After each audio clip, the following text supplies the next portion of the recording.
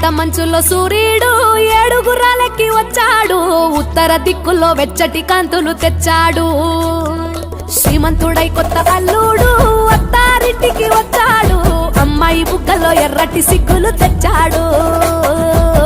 చీకటి వెళ్ళగొట్టి కల్లాపిరే చల్లేస్తుంటే టాలెంట్ స్నానాలతో ఇల్లు వాకిలి తెల్లవారే. నింగిలో చుక్కలు దించి నేల మీదే పెట్టేస్తుంటే రంగు రంగులు అద్దిన ముగ్గుల్లో గొప్పెమ్మలు పట్టు పరికిణి కట్టుకున్నట్టు అమ్మాయి వలే కట్టు కట్టి ముచ్చటకున్నాయే.